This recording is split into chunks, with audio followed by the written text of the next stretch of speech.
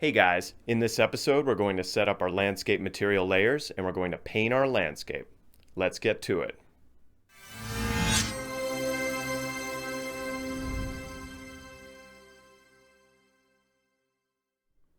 Welcome to today's episode, and today we're going to create a brand new landscape material. Think of a landscape material as working like a blueprint, but it's a blueprint specifically designed to make our landscape appear just the way we want it.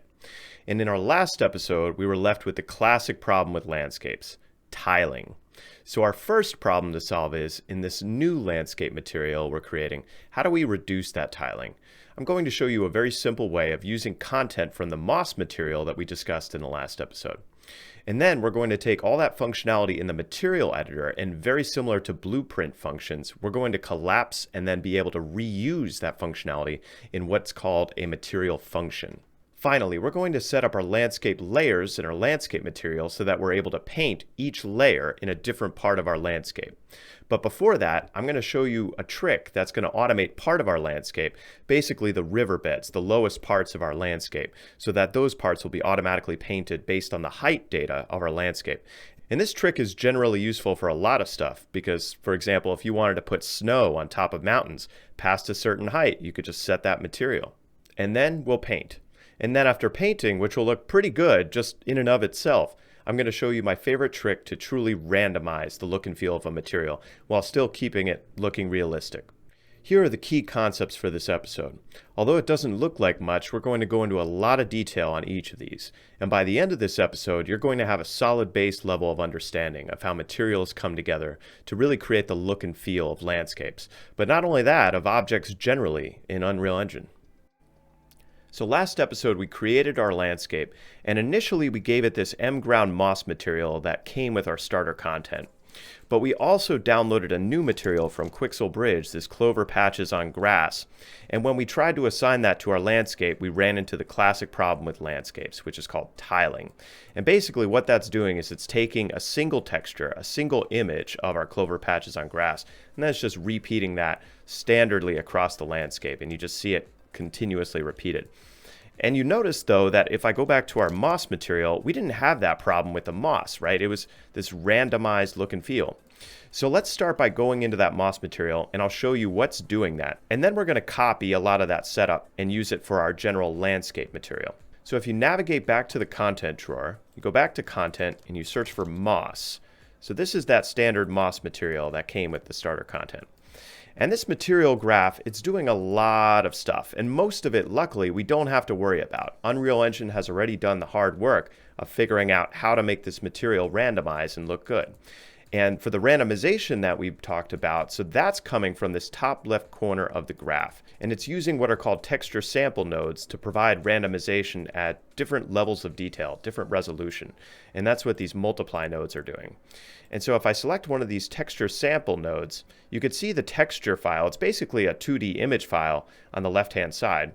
If you double click into that, you can actually see that pattern. And if you zoom out from our landscape, from our moss, you see how closely it resembles that same pattern. And so really that's what's happening here. When I'm zoomed way out, it's using one of these. And then when I'm zoomed a medium distance out, it's using another and then another. And so we want to leverage this existing setup in order to create our landscape material, so we don't have to design it from scratch. So here's what I want you to do. We'll go back to our content drawer and exit out of this. And if you go into our MS presets folder, we're going to create a brand new folder here specifically for our landscape material for this construct level, for this garden that we talked about last episode. So if you right click anywhere on the open space and we choose a new folder, and I want you to title this _MMS garden landscape material. And the reason I started it with underscore is just so that folder goes to the very front. And then we can right click on that and we can set a new color. And I'll give it our green that we've already given our core folder. So if we go into that folder, so now we're going to create a brand new material. So if you right click, you get a list of basically everything you can create in Unreal Engine. And we'll cover a lot of this in the due course of time. But right up here, you can create a material.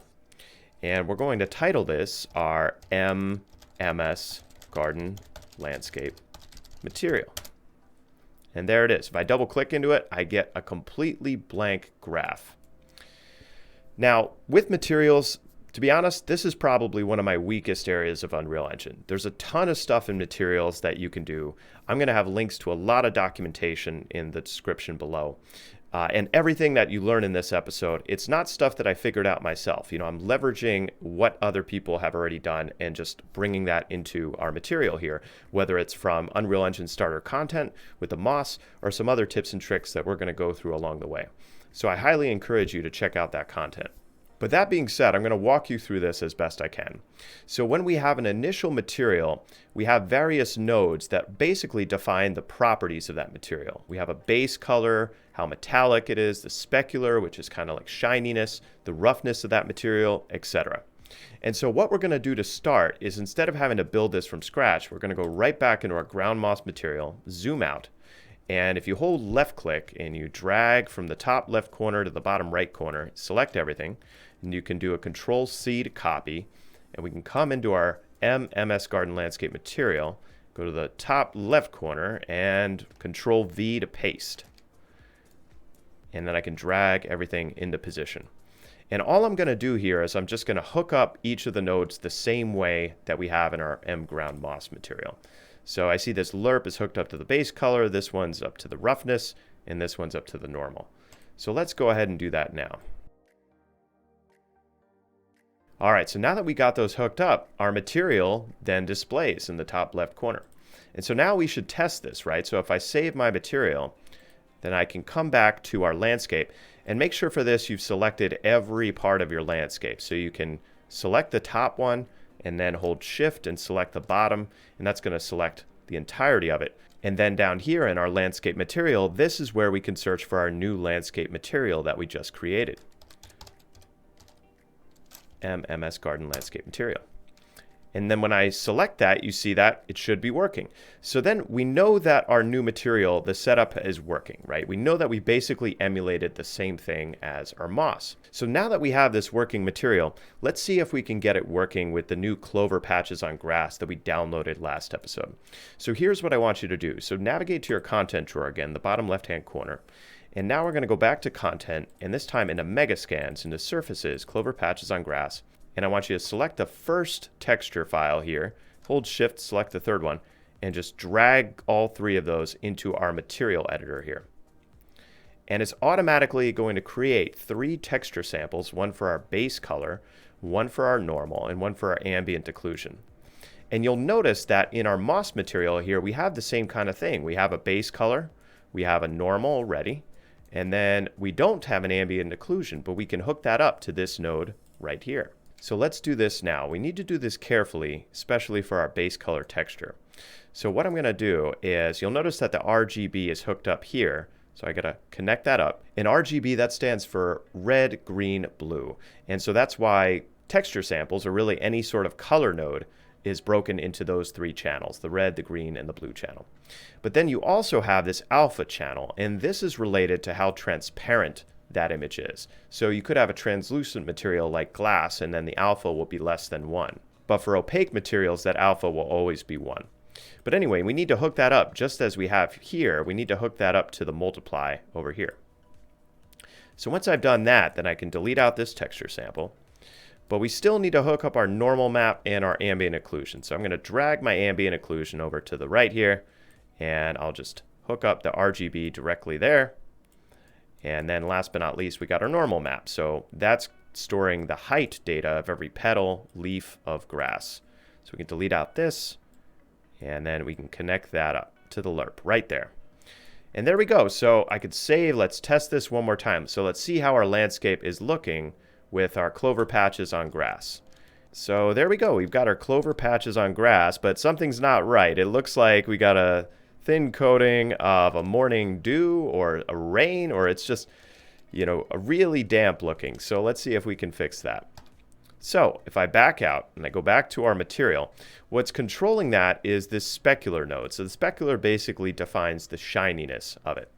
And so to fix this, we're going to set our level of shininess to 0. So it's basically going to be a completely non-shiny material. So the way we do that is we have to use what's called a constant parameter. And you can get a constant parameter just by right-clicking anywhere in the node and searching for constant. and we can get it as the very first choice there. And think of a constant as a non-variable. So it's a number that doesn't change. It's not going to be changed in the game. It's just constant. So we could hook that right up to our specular, and as 0, it's fine. And we see that shininess kind of go away in the material editor here. And after I save it, I'm going to go back and hit play again, and we'll give this one more try. That's looking pretty good, right? Getting a good sense of our landscape. But the one thing I'm not really liking here so much is how dark the different spots are. So the tiling has gone, and we've got our clover patches. But some of the spots, it's just very, very dark. Let's see if we can lighten that a little bit. So let's go back to our material editor, and I'll show you what's controlling that. So if we go back up here to our texture samples, and I select one of our texture samples, so we talked about the texture here on the left-hand side. If I double click on that, I can go into it. So some of these spots are quite dark, and there's actually a really easy trick to lighten this a bit. So I'm going to exit out of this, and I'm going to go into our content drawer, and under content, I'm just going to search for macro. So that's going to find us the macro variation that's part of our starter content. And then if I right click on that, what we're going to do is we're going to duplicate this so that we can create a lighter version of this randomization texture. So I'm going to go ahead and duplicate, and then I'm just going to rename it to have light at the end of the name. And if you double click on that texture, that'll get you right in.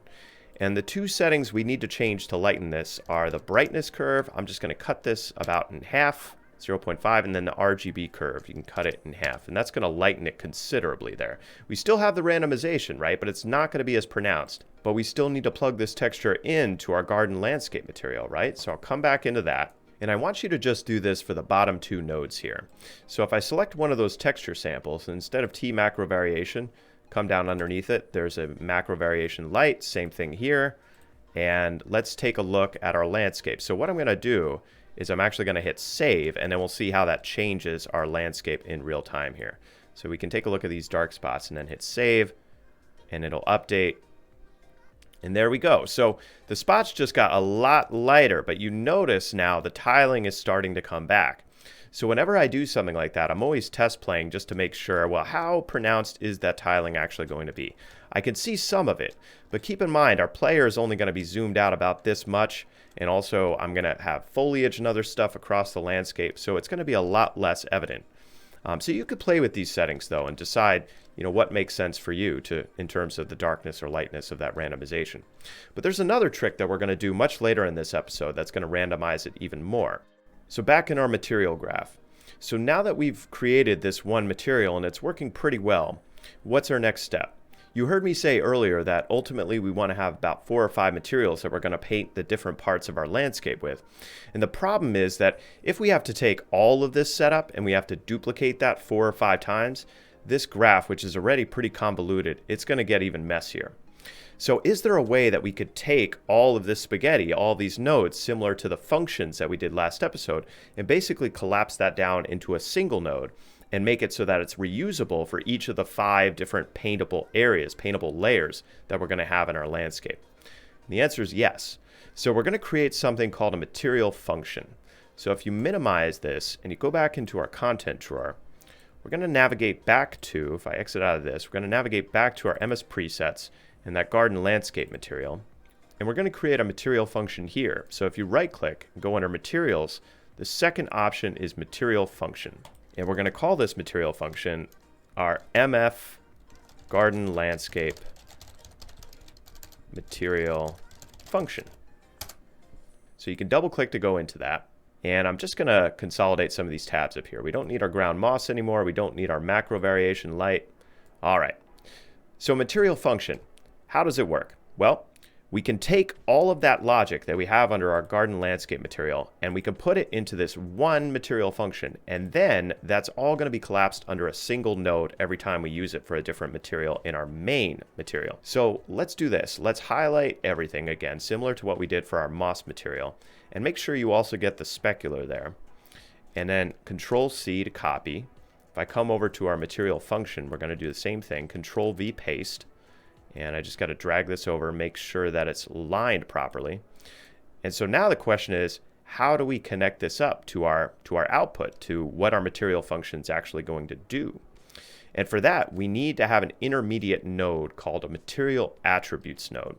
So if you drag off a pin from here and you search for material attributes, and we can make material attributes. And so that's creating a giant node with every possible selection into a material.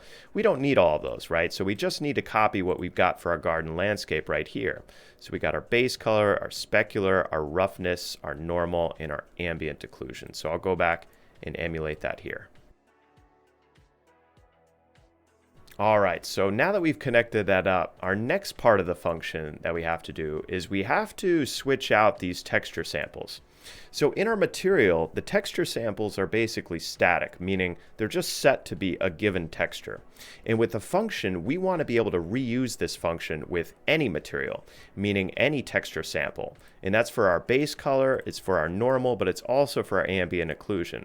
So we have to use something called an input. Basically, there's going to be inputs from our main garden landscape material into the function, and then the function is going to actually output the actual material. So how do we do that? How do we turn these into inputs?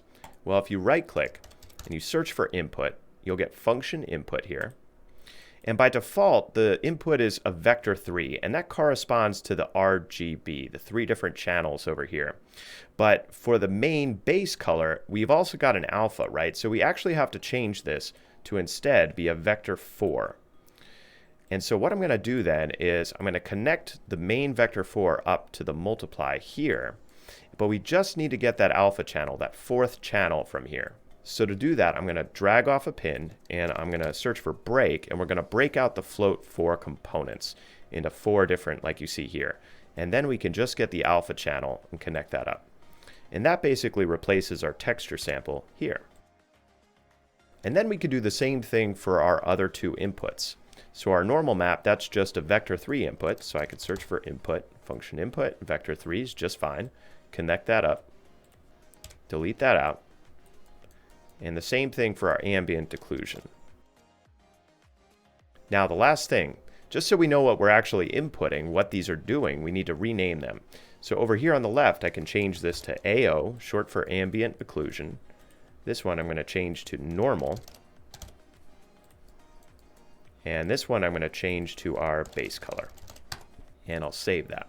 All right, so now that we have our function, how do we actually use that function? How do we reference it in our main material? So if I navigate over to our garden landscape material, so this is the really dangerous part. So what I want you to do is I want you to just delete out everything in this material, completely wipe it fresh. And then we're going to call our function. So how do we get our function inside our material? Well, if you right click anywhere on the material and you search for function call, we have an option for a material function call. And if you have that function open already, it's going to pull that in automatically. But you could change that material function. If you're calling a different function, you could change that right over here in the details panel for the material. But here's the problem. So we've got a 1-pin result, and our material over on the right, this is expecting all these different pins. So how do we connect one to multiple? Well, I can select our garden landscape material node here. And on the left-hand side, there's this feature called Use Material Attributes. And basically, that's a different format for the material. If you check that, it basically collapses all the nodes into a single node, and then you can connect that up. All right, but then we get an error saying, uh-oh, we don't have any inputs. We're missing our normal, our AO, and our base color. So how do we get those as inputs to put into our function? Well, let's go back to our content drawer. Let's go back to our content and then our megascans folder, surfaces, clover patches on grass. We get these 3 again by holding shift and drag them in. Now we got our 1, 2, 3. So I'm just going to separate these out a little bit and make sure the right things align to the right thing. So we've got to have our normal up top, our AO in the middle, and our base color at the bottom. And remember, make sure for your base color, because we have 4 different components, we got to connect the RGBA up to that. So we got to connect the RGBA up to base color, and then for the other 2, it's just RGB, because that's a 3 item to a 3 item. And there we go. So now we could save, and look at that, our material just loaded automatically, and that's how we know that it's working. So the way this is working is we got our 3 base textures, right? We have our normal, our AO, and our base color. Those are feeding into the function, the material function that we just created via these inputs. And then that's doing the entire logic that we just did previously, emulating the moss material. And then finally, that's being put out to a result and going into our material attributes node for our main material here. And if we go back to our landscape, we can just take a look briefly and make sure it's working just fine.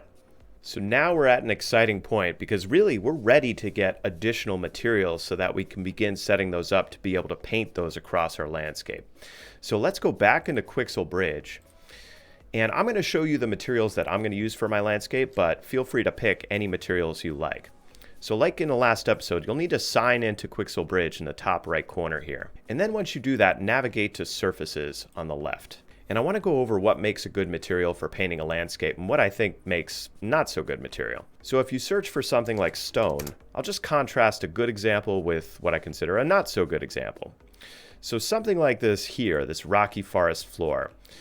This is going to tile really easily, and it's going to be really evident across the landscape because you see these formations and you're going to recognize those right away, that it's repeating those in a regular pattern. Whereas something like, well, if I select this forest floor, that's much less obvious because there isn't that obvious landmark that you could see is repeating. Something like this, like construction gravel, that's even better. That's never going to tile because it's just a bunch of rocks. So keep that in mind in terms of what materials you choose for your landscape. You could pick some with some rocks and stuff. You just need to use a lot more comprehensive techniques to create randomization effects. So now what we're going to do is we're going to download 5 additional materials for our landscape. And I've gone ahead and started a spreadsheet that you can find in the description below. And basically, I'm going to keep updating this spreadsheet with all the materials, all the assets, all the rocks, foliage, etc. that we end up using as I progress through this game.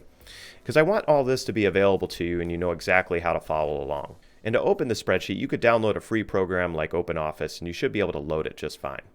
What you'll find in this spreadsheet is I've actually put in the codes for each material. So the way you get a code for a material is if you right click on a material, you can copy the asset ID and then you can paste it. And that's what I basically did for the spreadsheet. So you know you're getting the precise materials that we're searching for here. And so our first material is this mossy ground here. And when you select a material, in the bottom right-hand corner, you see some options here. So we could see the quality at which we can download it, whether or not it's currently downloaded, and then we can add it to our current project. So I'm going to download all of these materials for our landscape at high quality. We could get highest quality, which is an 8K texture, but I don't think it's necessary for the landscape. And the reason is that our camera is always going to be roughly like at least 4 or 5 feet away from our landscape, because the closest it should get to our landscape is when it's literally in the first person point of view, at which case it's, in the player's head, roughly 5-6 feet away from that landscape. And so I don't anticipate the player ever getting close enough to the landscape that they really notice a lower level of detail than it could be. Now for other assets like rocks or a wall where a player could get really, really close to it, I'm definitely going to select highest quality for those because those are going to use what are called nanite. And nanite's Unreal Engine's ability to take a really dense, high quality asset and without really a loss of performance, put a lot of those into a scene, be able to zoom out without even noticing the transition from really, really detailed to less detailed. But for the landscape, I'm going to stick with high quality here. And you see I've already downloaded this. So now I'm going to go ahead and add it to our project. And you'll see it pop up a content browser window just like it did in our previous episode. And the next material we're going to search for is this mossy riverbed. The next material is this wild grass and ferns. Make sure you get the wild grass and ferns plural. There's a couple other wild grass and fern ones that also have rocks in them, and those are going to tile much more easily. Our clover patches on grass we already have, so you don't need to download that if you've gotten it already. And then this is a much darker grass. And our last one is this mossy ground soil. We're going to use this for our riverbed and lake bed. All right, so now if I exit out of Quixel Bridge, I come back to our content drawer and I go to our surfaces folder, you should have these 6 folders here. If you go into each one, they each have our 3 textures that we talked about earlier. So now to make these paintable for our landscape, how do we set that up? So let's go back to our content drawer, MS Presets, into our MS Garden Landscape material, and let's go into our actual material, not the function. Because what we're going to do is we're going to replicate these nodes 4 times, because each of the 4 quadrants separated by rivers in our level are going to be a different material that we paint. So I want you to select those 4 nodes, Control-C copy, Control-V paste, and you could just do that one more time. So select these, Control-C copy, Control-V paste, And now they're arranged properly, but here's the thing. So these we don't need. So our row of all of our actual textures, let's just delete that out, because now we're going to drag in what we need for the content that we just downloaded. So if you go to Content, Megascan Surfaces, so we'll start with our grass here. You could select those by holding Shift, dragging those in, and then we'll connect those up. And for the base color, make sure you connect the RGBA channel to the base color. And so for our next one, if you go into the content drawer, skip over our mossy ground soil for a moment and just go to mossy ground over here and select these and drag them in. And for our last one, go back to our content drawer, surfaces, and select our wild grass and ferns here. Yeah, so a good thing to double check here is just make sure you got RGBA connected up to our function in all 4 of those cases. All right, so now we have our 4 materials, but the problem is, how do we connect 4 into 1? So this is where we have a special node in our material graph for our landscape layers. And so if you right click on that open space and just search for landscape layer blend, and it doesn't have any inputs. We can't connect anything to it. What do we need to do? So if you select layer blend, on the left hand side here, we can add our layers. So how many paintable layers are we going to have? In this case, we're going to have 4, right? Because we have the 4 sets of materials that are going into our material function in order to randomize them. And then they're coming into this layer blend. So we can just hit the plus sign 4 times here. 2, 3, 4. And I just have to title each of these layers whatever makes sense. So my garden is divided into 4 quadrants. We have our earth quadrant. And if I go to index 1, that's going to be our water quadrant. If I could spell correctly. Index 2 is our air quadrant. And index 3 is our fire quadrant. And I've just got to rearrange these a little bit. So this down here, this is our mossy ground. This is going to be our earth quadrant layer. So I'm going to move that up to the very top. And I'm just going to move these 2 below because our water quadrant is going to be this wild ferns and grass here. Wild grass and ferns. And then we've got our layer air, which is going to be our clover patches on grass, and our layer fire, which is going to be this dark grass here. All right, so how do we connect these up? So each of these is going to come into our layer blend here. And maybe I should zoom in a little just to make it a little bit easier to see. So that's our water. And this one's our air. And then last but not least, we've got our fire down here. I can reposition this in the middle. And then we take our final node, connect that up to our MS Garden landscape material. Save that. And let's go in and see what that looks like. Okay, so our landscape is entirely dark and empty, the void. And that's because we haven't told our landscape which of those layers we're actually painting with. So right now it's just totally blank. So let's go over to our select mode, select landscape, and let's navigate over to paint. And when you navigate over to paint, you've noticed that there's no layers here. What's going on? So why isn't this working? Well, I've noticed that whenever you update your landscape material initially, for some reason, it always makes you change your material and then change back to it. So you could select anything. You could select this MS foliage material. But before you do that, make sure you select your entire landscape here. So we hold Shift. We just select our entire landscape, just like you see there. And then I'm going to come down to our material. There it is. And I'm going to set it back to base, which is nothing. And then once you do that, we can set our MS Garden landscape material. And once you do that, if you go to paint on the left-hand side, ta-da, we have our 4 paintable layers. And each of those corresponds to the 4 layers that we have in our layer blend here. But you'll notice my brush is red. And so if I try to paint, I get this layer has no layer info assigned yet. You must create or assign a layer info before you can paint this layer. So basically there's a type of data called layer info that stores what materials are painted on what layers of our landscape. And we need to create that to store the data. So I'll hit OK here. And that's next to each of these 4 layers. We're just going to hit this little plus sign. And make sure when you do that, select weight blended layer normal. And that's going to allow us to actually blend our layers in together, because we could have like 75% one, like forest floor, and 25% grass. And you could do that sort of stuff. And we could save these under our 3rd person map, earth layer info. That's good. I'll go ahead and save that. And the second you do that, it's going to tile everything with that material. And then we'll do the same thing for our water material. I'll do a weight blended layer, save, and air, weight blended layer, save. Same thing for our fire. So we could start with a fresh landscape. The next thing we can do is we could just right click here on this layer and we could just say clear, and we're going to clear all the paint. It's the layer content will be completely cleared. Continue, yes. And now we're right back to where we were. So now, how do we paint? Well, we select whatever paintable layer we want. So if we want some of that grass, I just come to any part of our landscape here and just left click and hold, and there we go. There's our grass. And I can get this bigger and bigger and bigger and bigger. And then if we want some water on top of that, I could do the same thing. And just like our last episode, so if we want to adjust our brush size, so if we want to make this much larger or much smaller, I can do that. And how intense that is, I can adjust the tool strength up here. So let's say a brush size of 1,000, and I'm just going to paint some over our water. And you see those two materials are actually blending one into the other. And that's that weight blended layer info that we talked about earlier. But I'm going to go ahead and clear all of our painting. So right click on the layer and just say clear paint all, because we were just experimenting. Yep. Now we're facing a problem, right? Because I don't know which of these to use in our entirely dark landscape, because I don't know which quadrant is which, right? So how could we actually see the clear dividers of each part of our landscape?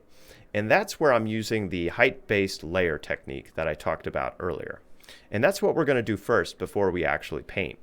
So if I come back into our material, so the first thing we're going to do is we're going to get the world position of every part of our landscape, because we need to get that height data, right? So if you right click and you search for world position, this is going to pull in a node called absolute world position. And it's basically getting at every point of a material, at every point on a landscape in this case, what the world position is at that point. But we don't need all of the data from that point, right? We just need the height data, because that's really what's going to drive this new material. So if you drag out a pin from this and you search for what's called a component mask, so this is a way of just getting an element of that position. So instead of the X and the Y and the Z, and that's what corresponds to the R, the G, and the B, we just need one. We just need our third, which corresponds to the Z axis. But then we need to figure out, okay, at what height of our landscape do we want that blending to occur? And for that, we need to set a threshold. So if I right click, I can actually create a variable in a material, but it's called something different in a material. It's the same concept. In a material, it's called a scalar parameter, because we want to be able to potentially change that threshold. So we might want to say, okay, we're going to raise our rivers a little bit or lower them down, and at that level that the grass is going to blend into our riverbed. So we select a scalar parameter here, and I'm going to name this our blend height, one word. Right now it's set to 0, but you can raise that a little bit. Let's set a default value of maybe like 20. So it's slightly above that base level of landscape. So then I'm going to subtract our world position from that blend height. So I can drag out a pin and search for subtract, or minus in this case. And I can connect blend height to the B here. And the next thing we need to figure out is we need to figure out how sharp that blend is going to be from our riverbed material into whatever material it's touching. And so for this, we're going to create another scalar parameter. So if you right click, and again, you search for scalar parameter, and I'm going to name this blend sharpness. And for this, we're going to divide it from our value here. So if I drag out a pin, and then I just search for / or divide, then I can connect this up. And by the way, I did not figure this out myself. There's a great tutorial in the description below, and I definitely recommend you checking it out if you want to know more about height-based layers. And the last thing we need to do is from that divide, we need to make sure that it never exceeds 1 or goes below 0, because sometimes when you exceed those thresholds, then weird things happen. So we could do, just like we did in the last episode, a clamp. So we could say minimum of 0, maximum of 1. And this is all going to determine how we blend this material into our riverbed material. But now, how do we set up our riverbed material? So if you come up above our layer blend here, and if you go to your content drawer, we're going to go back into our content, Megascan surfaces. And remember that mossy ground soil that we skipped over? If you go into that, that's going to be our riverbed material. So if you hold Control and click, or hold Shift and select all three, and you could drag those in. And we're going to do the same thing here like we did with our other materials. So we can put those all next to each other. I can just Control C, our material function, and then Control V, paste. And I can connect up our normal and our AO and our RGBA for our base color. All right, so now how do we connect up our layer blend that we're going to paint to our riverbed automated material layer? Well, we have to do something called a blend material attributes. And so that's going to be connected from our riverbed, which is the A, to our paintable layers, which are the B. And so for the alpha determines how these two things are blended together. And that's where the world position logic that we just set up comes in. And then the last but not least, I'm going to connect our blend material attributes here. And if we did that right, what you're going to see when you save on the left-hand side, you're going to see about half our circle here is one material and the half is dark, because that's our landscape at the very top. And so if I go to my blend height and I change it to, let's say, a much higher height, for instance, like 100, you're going to see that level at which it blends raise up quite a bit. But I'm going to set that back to 20 for now. And what's really neat about this is if I save, I should see that in my landscape. There we have it. And actually, that's too high of a threshold because most of my landscape is covered, right? So here's what I'm going to do. I'm going to go back to our material. I'll just make this into a window so we can actually take a look at this in real time. And I'm going to come to our blend height here, and I'm just going to switch this to a different value until it's just getting our rivers. So that's a little bit better. Let's switch it to maybe 10. Or let's switch it to like -20. Let's do that. All right, -50. -70. -80. And there we go. So we're starting to see our rivers really coming together there. So this is a great way to be able to easily fix our sculpting, identifying the areas that need to be raised or lowered accordingly. So I'm going to go ahead and do exactly that. So we're going to sculpt just like we did last episode and just raise up the areas that are a little bit too low and lower the areas that are a little bit too high.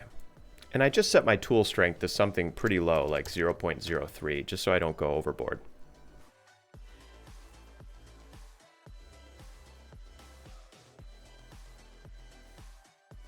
And so now I'm just going to lower some of the sections a little bit. So if I change our brush size to maybe 400, for this I'm going to change the tool strength to maybe about 0.2.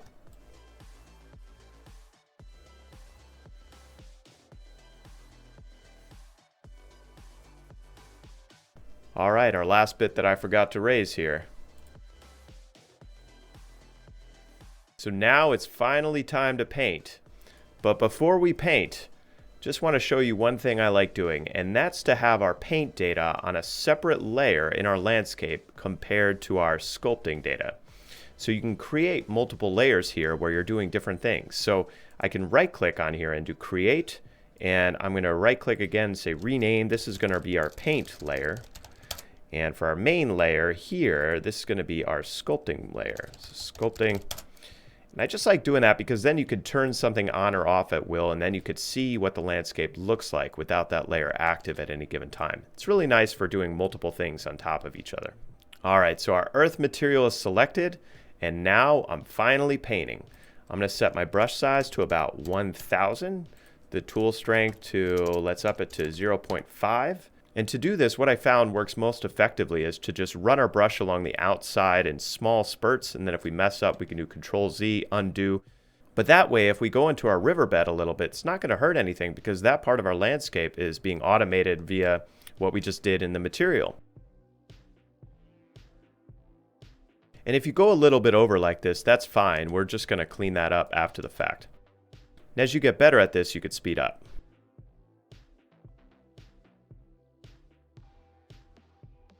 So now I'm going to increase my brush size to make this go a lot faster. Fill in the interior.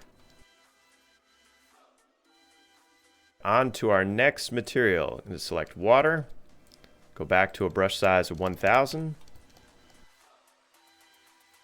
And you'll notice at first that some of the earth is showing up. So that's the weight-based layers that we talked about earlier. So I can just change my tool strength now to about 1.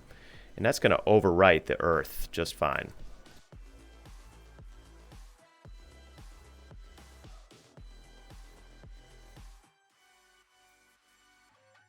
Change our brush size again. And you see it randomizing the texture because that's exactly what we set up in our material function. Now on to our air quadrant.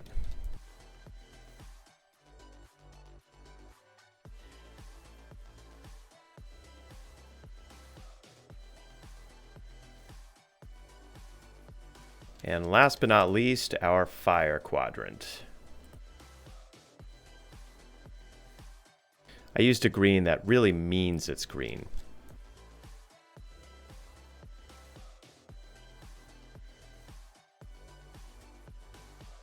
So then you could just look over your landscape quickly and make sure you're not missing anything. So I see the air probably needs a little bit more there because, yep, there we go, covered that. And I'm not so worried about the corners, the edges, because really our garden's only going to come out to about the halfway point for all of this stuff. And as long as we get the gist of it, that should be fine. Now, the next thing I want to go over is if I zoom in, let me just make my brush size a little bit smaller, or I could get out of landscape mode entirely. If I zoom in, I could see that it's very jarring, the difference between our rivers and the subsequent land, right? It's that sharpness. And let me turn down my camera speed here too. So that sharpness is really, really sharp. And so let's see if we can adjust that in real time here. If I go back to our garden landscape material, right now our blend sharpness is 0, which is why it's just jarring. So if I set this to instead like 50, see what that looks like. Ooh, so that looks pretty good. Maybe something even better. Let's say 100. How's that looking? So now we see some of the areas with set to 100, some of the areas it's actually starting to show in our actual quadrant. So maybe back down to 30. Yeah, that's a little bit better. Maybe I can even use the landscape sculpt tools to raise that up a little bit and maybe shrink this down a little bit more. So let's do that right now.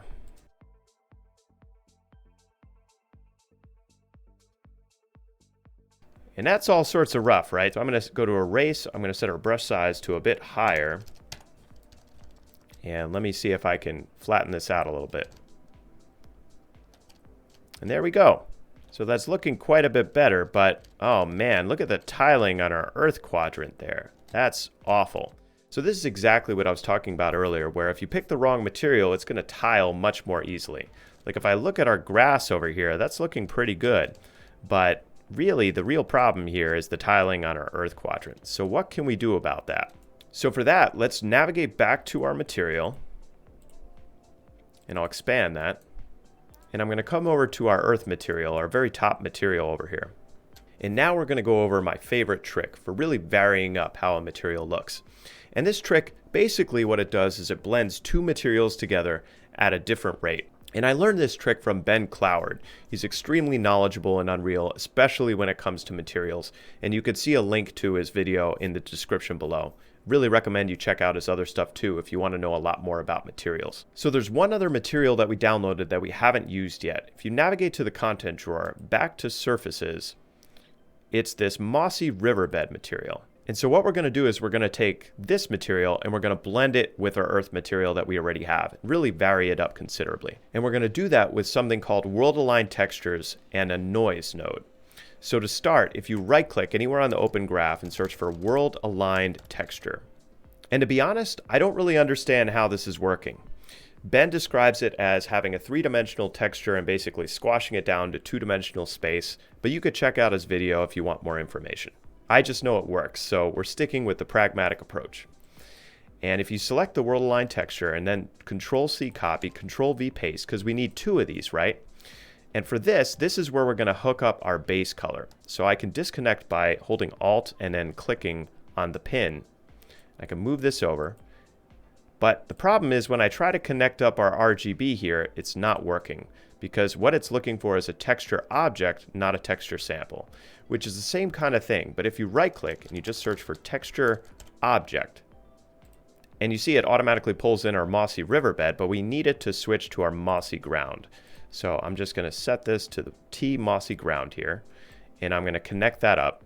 And then for the next one, we're going to again search for texture object.